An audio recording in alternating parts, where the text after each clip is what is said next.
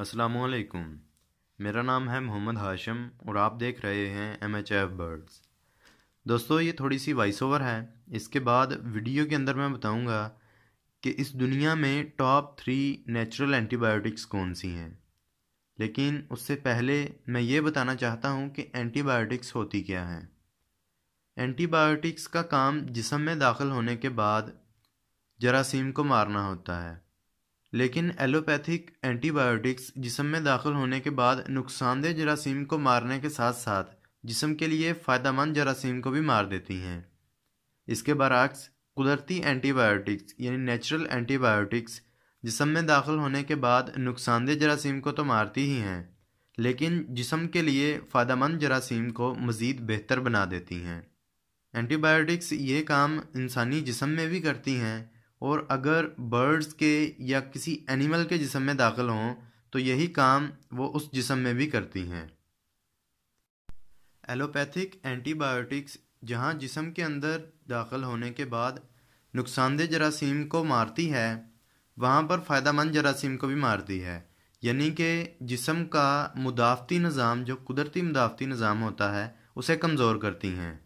इसके बरअक्स जो natural antibiotics हैं वो जिस्म में दाखिल होने के बाद, जैसा कि मैं पहले भी बता चुका हूँ कि जिस्म में दाखिल होने के बाद ये नेचुरल एंटीबायोटिक्स नुकसानदेह जरासीम को मारने के साथ साथ फ़ायदेमंद जरासीम को और बेहतर बना देती हैं। यानी जिस्म का मुदाफ़ती निज़ाम नेचुरल एंटीबायोटिक्स के इस्तेमाल के बाद मज़ीद बेहतर होता है। इस वॉइस ओवर के बाद ये जो मैं वीडियो ऐड करने वाला हूँ, इस वीडियो के अंदर आप जान जाएंगे कि टॉप 3 नेचुरल एंटीबायोटिक्स कौन सी हैं और इनको इस्तेमाल किस तरह किया जा सकता है, और एक बर्ड के लिए उस एंटीबायोटिक की मिकदार कितनी है, और अगर वही नेचुरल एंटीबायोटिक्स एक इंसान ने इस्तेमाल करनी हो तो इंसान के लिए उसकी मिकदार क्या होगी। तो चलें जी, वीडियो को शुरू करते हैं।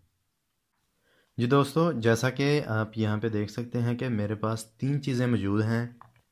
इसे अदरक कहते हैं, ये सूखा हुआ अदरक है, जिसे अगर आप ख़रीदना चाहें तो पंसार स्टोर से बआसानी मिल जाएगा। यानी इसे पंसार की ज़ुबान में इसे कहते हैं सुंड। और यहाँ पे जो है ये लहसुन पाउडर है, गार्लिक पाउडर।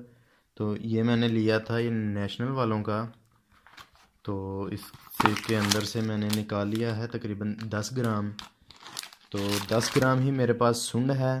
और यहाँ पे तीसरे नंबर पर है जी हमारे पास कुदरती खालिस शहद।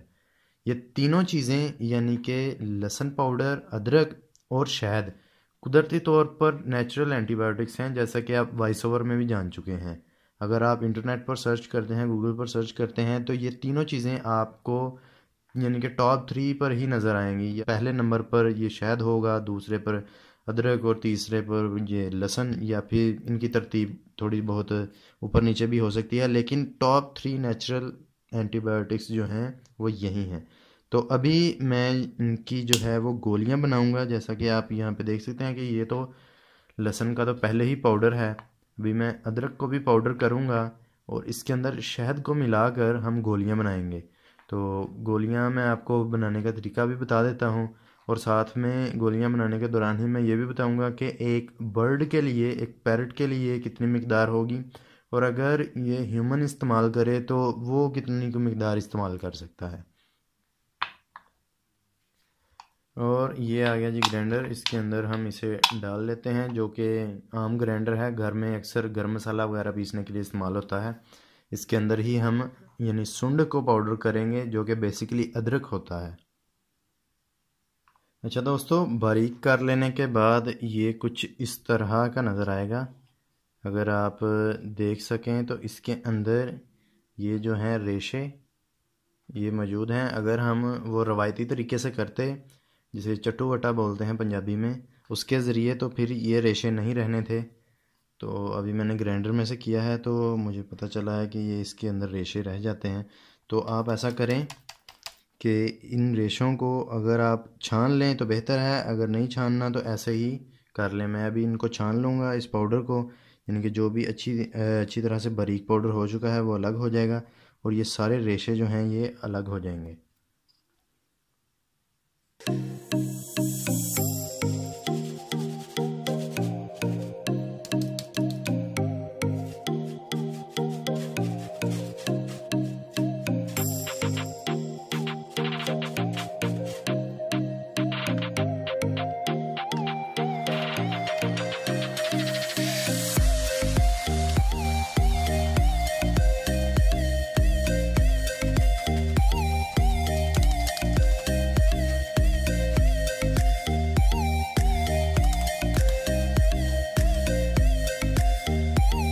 जी तो दोस्तों, दोनों चीज़ों का पाउडर जो है वो कुछ इस तरह का नज़र आएगा।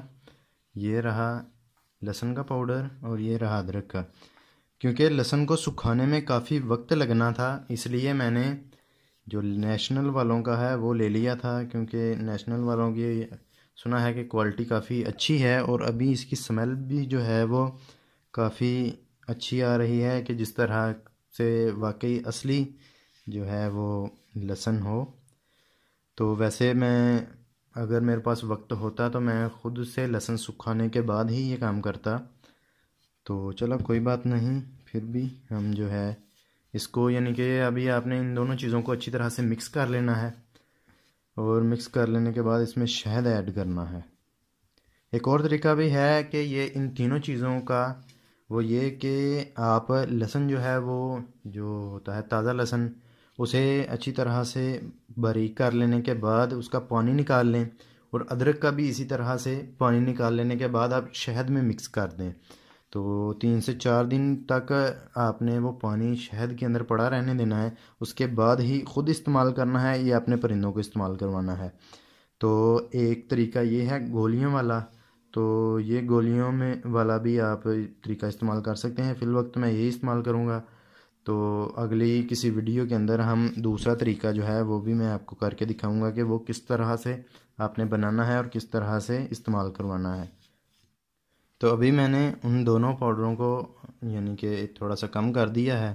पहले जो थी दोनों की मिकदार, लहसुन पाउडर की भी 10 ग्राम थी और अदरक की भी 10 ग्राम ही थी। तो उसी लिहाज से यानी कि पाउडर को कम कर दिया, तो अभी ये तकरीबन 5-5 ग्राम होगा या फिर 3-3 ग्राम के करीब थोड़ा सा पाउडर है। तो अभी इसके अंदर शहद ऐड करते हैं और गोलियां बनाते हैं।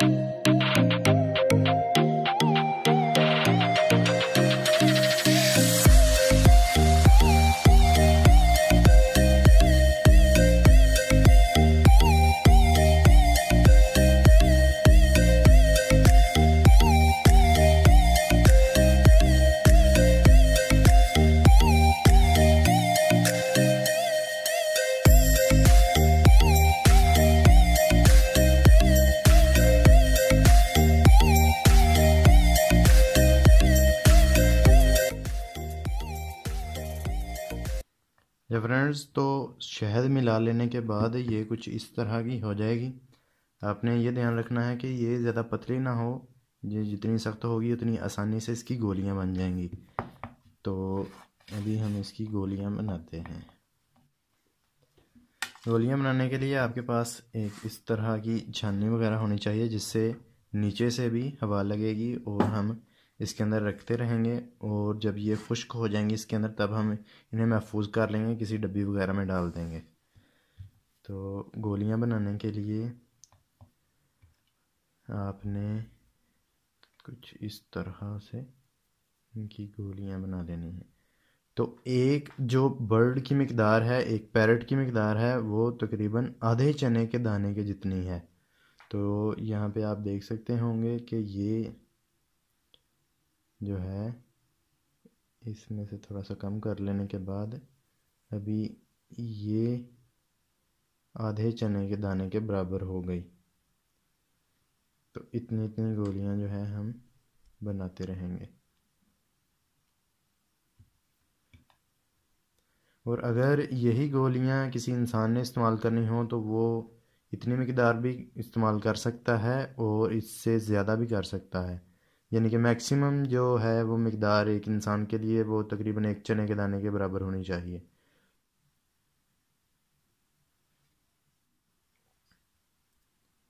अच्छा फ्रेंड्स, जैसा कि आप देख सकते हैं कि ये सारी की सारी गोलियां बन चुकी हैं। अभी मैं अपने पैरट्स को ये गोलियां देकर दिखाता हूँ और सारा तरीक़ाकार समझाता हूँ कि आप किस तरह अपने पैरट्स को ये दे सकते हैं। और एक और बात कि आपने ये जो छाननी है वो ये वाली लेनी है कि जिसकी ये जो जाली है वो लोहे की ना हो। वो प्लास्टिक की जाली वाली भी मार्केट से आसानी से मिल जाती हैं, क्योंकि अगर ये लोहे की जाली होगी तो गोलियां इस पर लगी रहेंगी तो जंग लगने की वजह से कोई ना कोई केमिकल रिएक्शन हो सकता है। इसलिए आप बेहतर यही है कि आप प्लास्टिक की जाली वाली लें, तो किसी किस्म का कोई ख़दशा नहीं रहेगा उसमें। अच्छा फ्रेंड्स, तो ये बाहर आ चुके हैं रॉ पैरट्स। तो अभी मैं इनको गोली दूंगा। तो इसका मुंह खोल लेने के बाद ये गोली इसके अंदर, और ये अभी इसने गोली खा ली है। तो ये गोलियां आप महीने में एक बार तो लाजमी दे सकते हैं, या फिर किसी भी बुखार की सूरत में या कोई भी मसला मसाइल हो परिंदों को, तो वैसे एलोपैथिक एंटीबायोटिक देने से बेहतर है कि आप ये एंटीबायोटिक इन बर्ड्स को दे दें। अभी मैं दूसरे पैरट को भी इसी तरह से देता हूँ। ये तो हैंड टेम पैरट्स हैं, इसलिए आसानी से जो है इनका मुंह वगैरह खोल के मैं इनको दे रहा हूँ।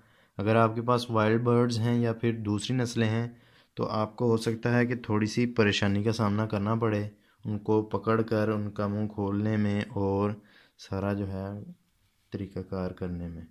तो ये अभी इसने भी अच्छी तरह से गोली खा ली है। तो दोस्तों, ये थी आज की वीडियो। अगर आपको ये वीडियो पसंद आई हो तो इसे लाइक ज़रूर करें, और अगर चैनल पर नए हैं तो चैनल को सब्सक्राइब भी कर लें। वीडियो को एंड तक देखने का बहुत बहुत शुक्रिया। अल्लाह हाफिज़।